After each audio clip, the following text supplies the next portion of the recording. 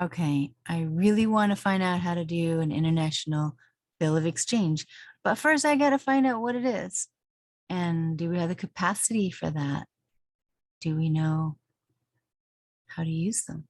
Do we even have the standing for that? We have to have everything set in a proper way. So I'm going to share the screen and we're going to look at, let's see, let's just go find it. We got to find something. I need to look up international bills of exchange. Let's see, here's something. Bill of exchange definition examples. Let's look up the definition and examples first and see if that's something. You have big dreams. Yes, I do. And bigger ambitions. You may run a successful small business, but certainly don't want it to stay small. You want to expose your brand and your products to new customers in new markets. If you're tired of being a big fish in a small pond, you may have your sights set on growth to overseas markets. Now, this is really talking about the really gigantic big picture of taking your small business overseas. But when you think about the different jurisdictions and admiralty, maritime law, and United States versus America, we kind of have to think about that. Because if we're outside of the United States territory, meaning Washington, D.C.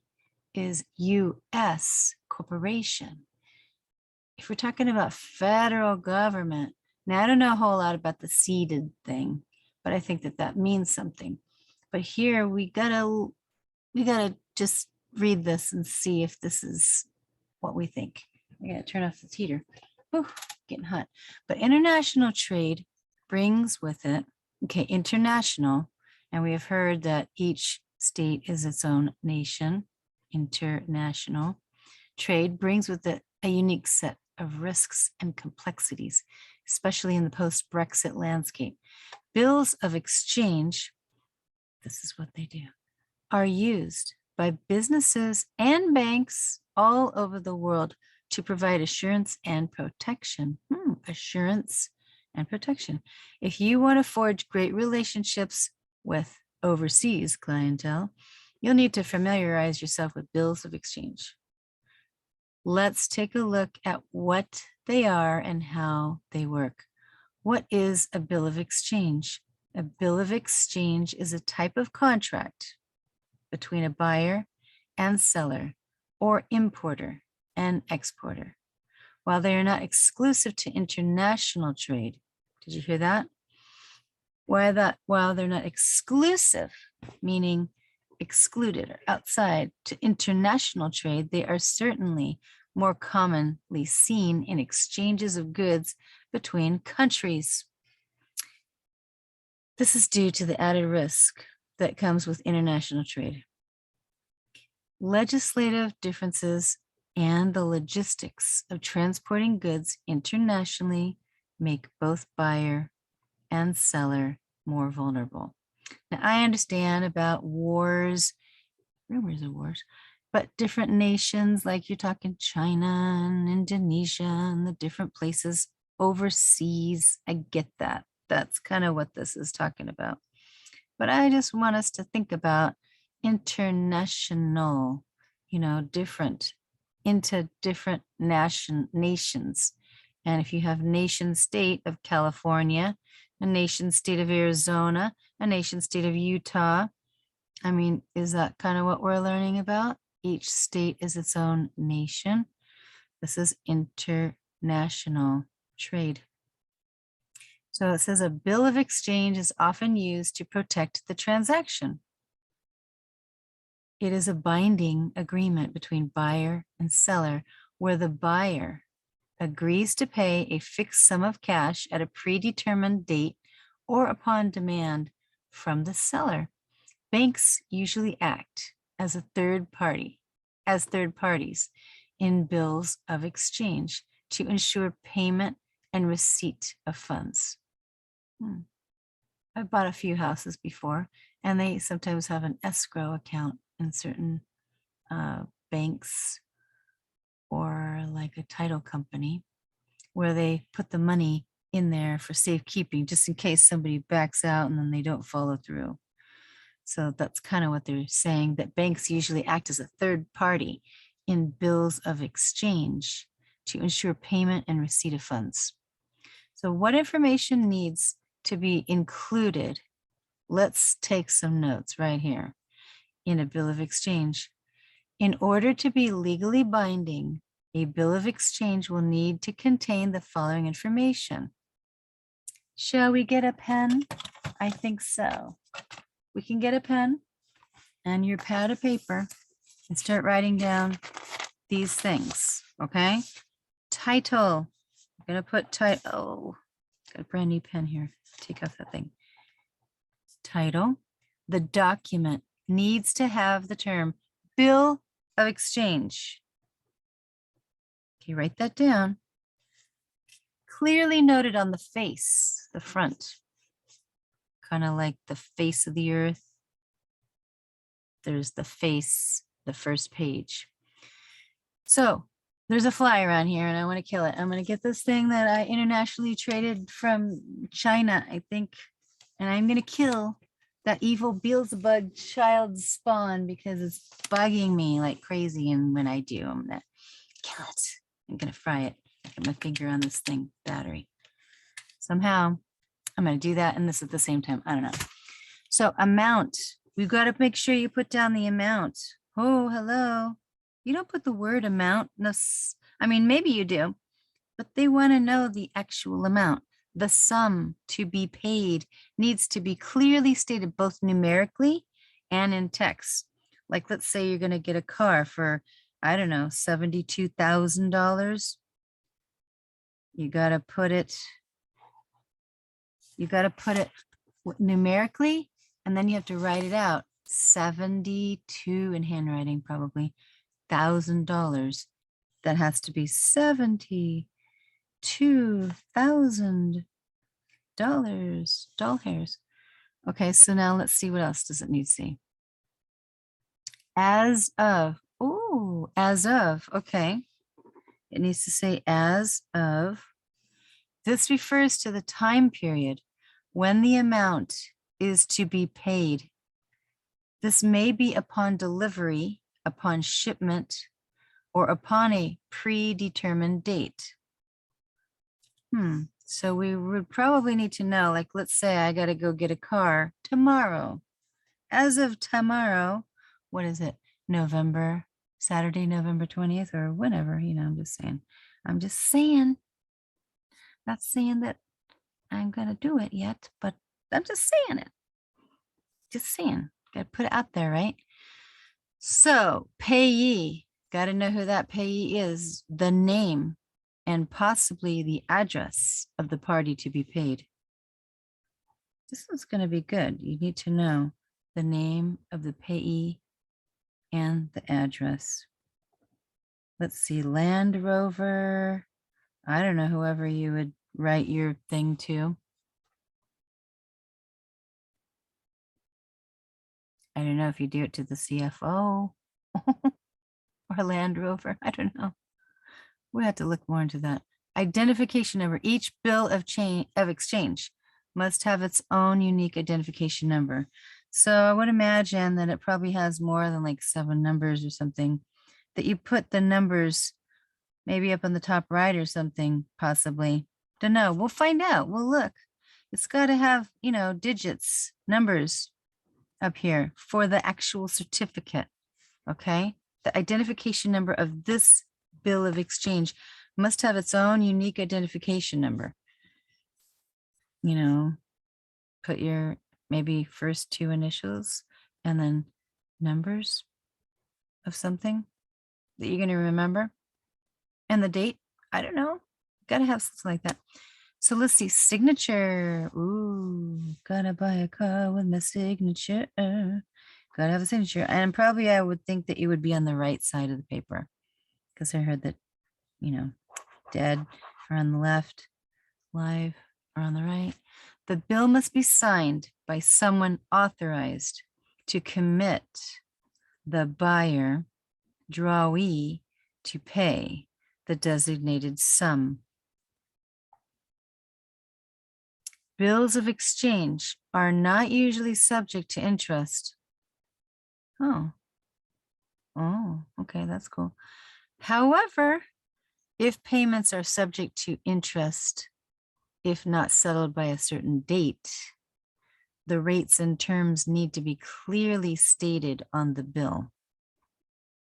So let me read that again. Bills of exchange are not usually subject to interest. However, if payments are subject to interest, if not settled.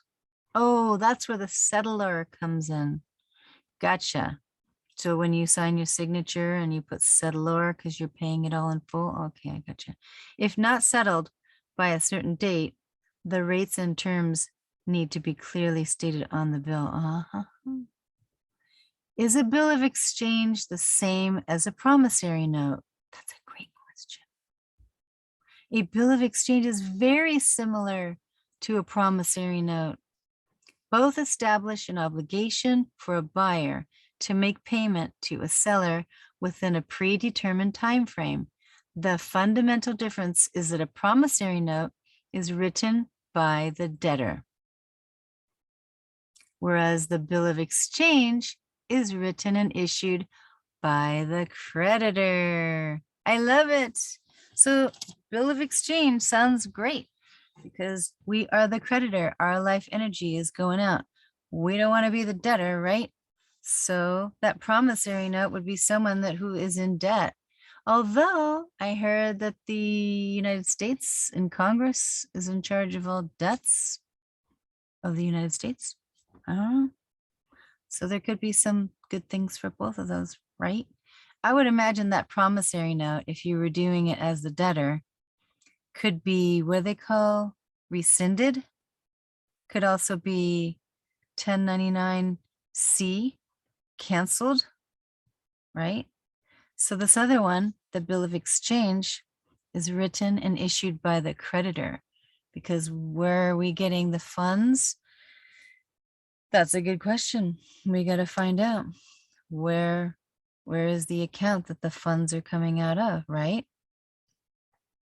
I mean, there's some people that, you know, I would need to do some research about this because I wouldn't know exactly, but I would imagine that if you have a trust, that you could use the EIN number, but I don't know that you necessarily want to use your bank account number and use those, what they call it, what's it called? Routing number for your real bank. If you're going to be writing something that, well, I don't know. Because I heard that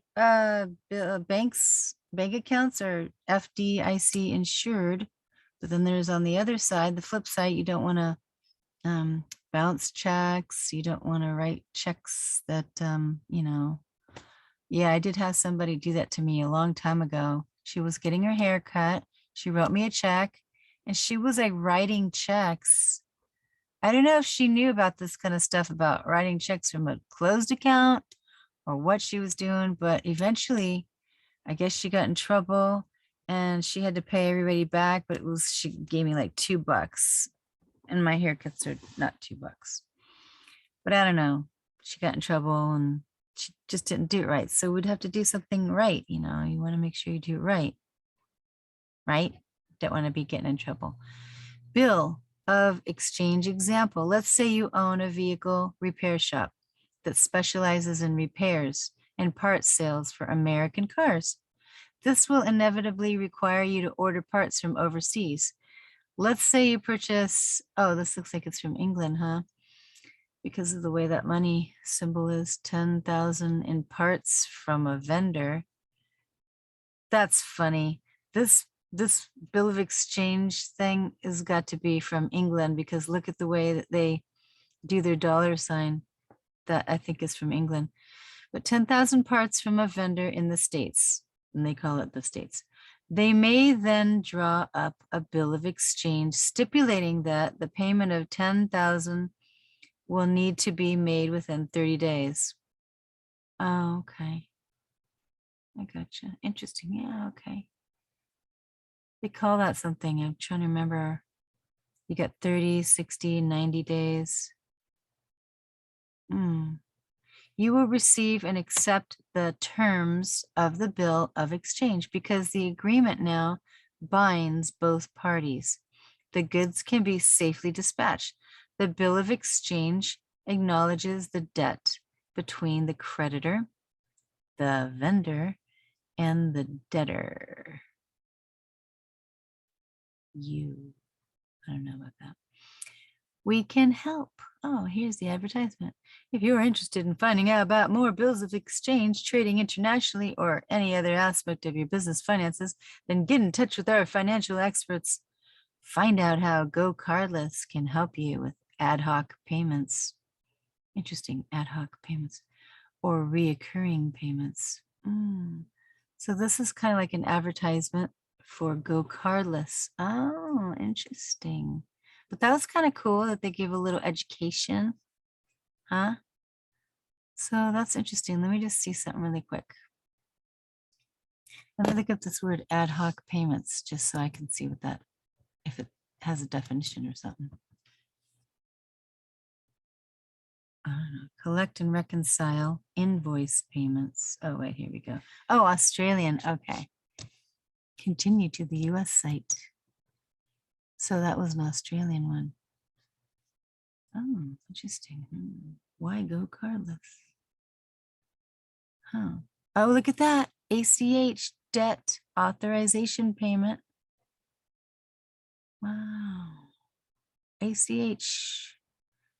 That's like if a customer comes to you and uses a credit card and uses your machine, then their money gets put into your account, ACH. Debit authorization. Authorization charge. Huh, this is interesting stuff, huh? Well, I'd like to know how it looks. Let's go up here really quick and see. I guess that fly didn't want to be killed tonight. Good, don't get in my face because I will kill you, fly. So let me see. International bill of exchange example. Or maybe I should have said document. Okay, here's the definition, Investopedia, who uses them. Let's see who uses them. I think we just kind of ran over that a little bit. Oh, there they are down there. Who uses bills of exchange? Bills of exchange are used in commerce. Oh, you mean you're going to buy something? You mean you're going to be like commercial, buy something? Commerce. Going to be a consumer, particularly international trade, by businesses and banks in countries as far flung and diverse as the US. Yeah, because we're far flung, aren't we? Morocco and Australia. Think of a bill of exchange as an invoice. Oh, presented in exchange for goods or services. In international trade, the exporter or seller presents a bill of exchange to the buyer. Oh, this is interesting. So that, like if I would go to the car place, they would present the bill of exchange to me, the buyer. Then I don't have to do it. Let me see.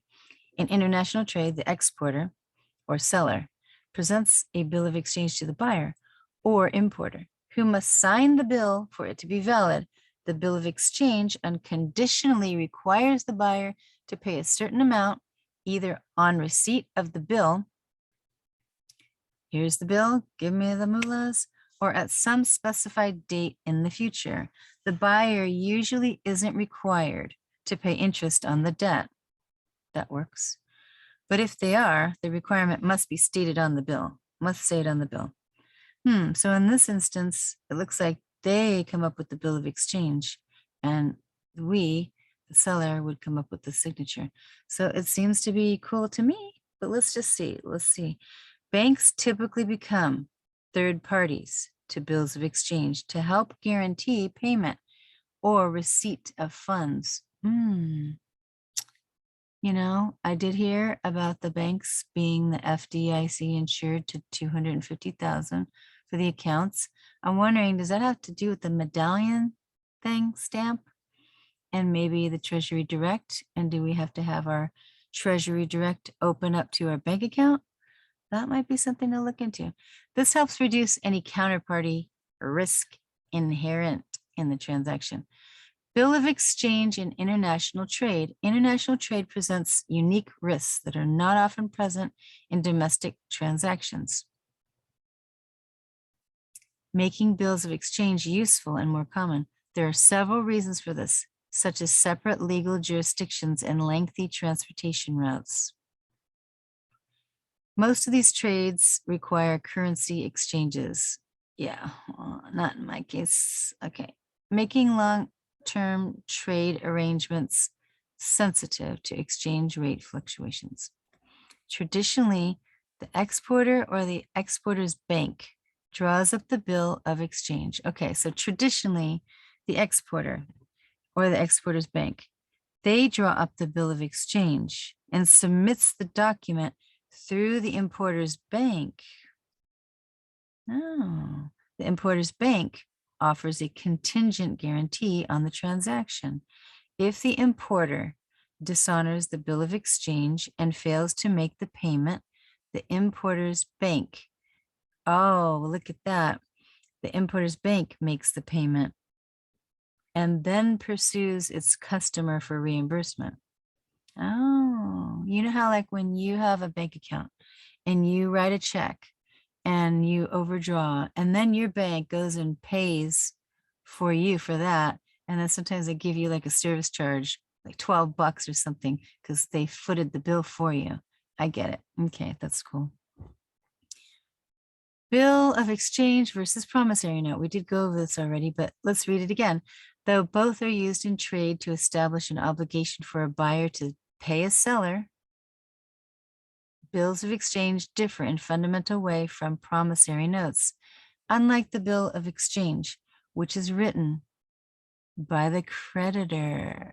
Ah, see, that's why we need to do it. A promissory note is issued by the debtor. Okay, wait just 1 second. Unlike the bill of exchange, which is written by the creditor, we know that we're the creditor because the money is in us, right? Yes, that's right. But the promissory note is issued by the debtor. Well, sometimes we think that we're the debtor. I promised Verizon I'm gonna pay you. That would be like the debtor. So that's kind of interesting. Promising to pay a certain amount of money. I'm just thinking about my particular phone bill because that was interesting. I did try to do like Terry Ann K from Instagram and take the coupon for Verizon, took it to the bank, and they're like looking at me like, this, you're supposed to send this as a remittance payment to Verizon with a check. I go, yeah, I know, but this is a check and it's a negotiable instrument. They're like, no, it isn't. So I went to the wrong people, either that or I need to go to the federal banks or something. Whatever. Anyways, it didn't work for me. So I needed to pay my telephone bill. And I got to get the Pope Daddy to do it for me. So what did I do? I did A for V and sent it to, I think it was a lockbox. I think it was the lockbox. You know, when you get the bill, they have an address in there to New Jersey or wherever. And I called to find out what is the lockbox address. And it was that same address. So I did send it there and my phone is still on. Yay, that's cool. That is cool.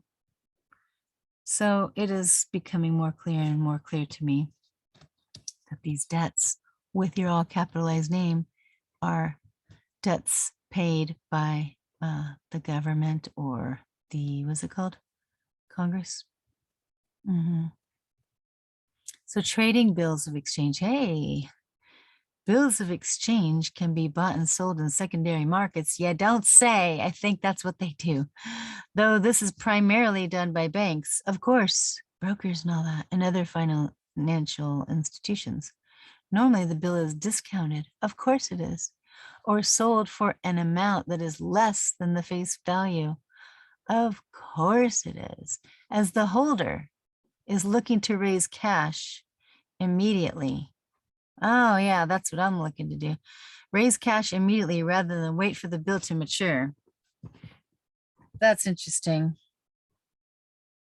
You know how when people have gone to jail and they put them in jail, they put them in there for like 30 years because they're waiting for the bill to mature, and then the people get out. That's bad, but they're using people as slaves and property. And the people who had held the bond, that's the bid bond or performance bond or whatever the other bonds, replevant bonds, they're looking to get the cash, but they put those people in the slammer until it was mature, till they changed their ways. And then all of a sudden, time is up. 30 years is over and they got their money. Yeah, we don't want that to happen to us. So the difference between the discounted price, oh, think about this too, and the face value is the buyer's profit for assuming the risk. You know how, like, if Bill ever went to collections, like let's say you got a traffic ticket, it was $800 or something. And I don't know. There's so many different scenarios that you could do, but let's just say you paid with a R-style money order and sent it to them. And then they kept having people saying, hey, you got to send us a check or cash or credit card. Yeah, well, I already sent the money order and here it is. And you signed for it. So you have it. But when they take it to collections, obviously somebody is buying it, like a lawyer is buying it for way cheap. Like let's say for $3, 3 cents on the dollar or whatever.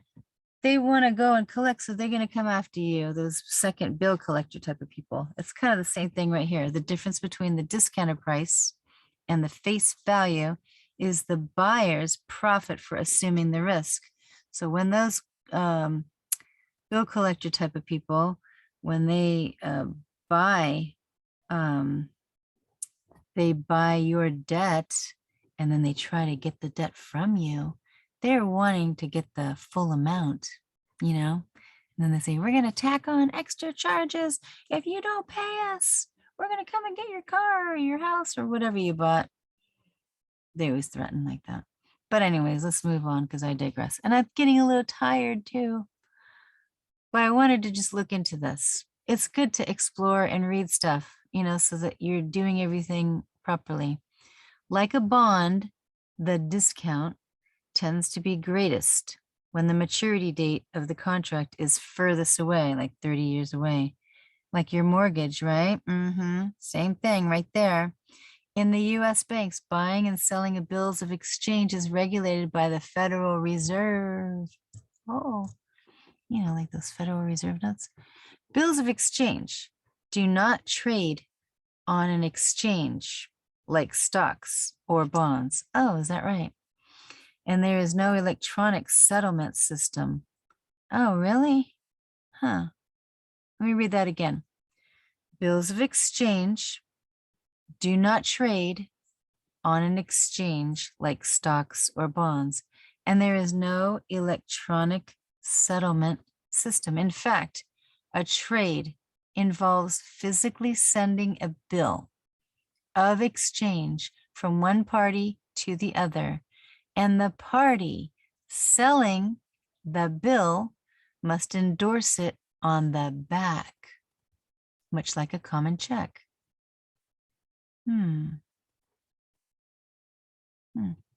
Interesting. Strategies to help minimize investment taxes. You can read this on Investopedia, by the way. So let me just go back a second because I thought I saw a picture. Oh yeah, here we go. Down here. Here's an international bill of exchange. Here's a picture. Let's look at it. Oh, look at that. They look like checks. I like the ones that look like checks.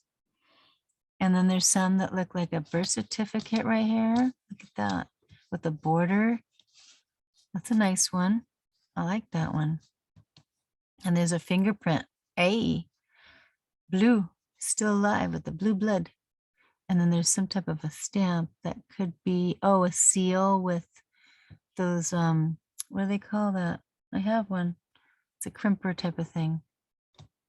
I can't think of what it's called right now. I guess I'm getting tired. Oh, whoa, there's an IBOE fraud. What's that all about? How do we know that something's fraud? Let's take a look. Oh, a scam alert. Bitcoin. Oh, Bitcoin. International blockchain. So how do you know that something's fraud? Vietnam to hand over dossier on swindling suspect. FBI. What is this? What is this? Oh, look at all that money. How do you know that something is, how do you know that something's fraud? I guess it just depends on where it's tied to. So when you have these written out and stuff, oh, look at that World Trade Commodities Panama. What's this one? Rafael Vasquez. Which is the one that's the fraud? How do you tell? They look both good.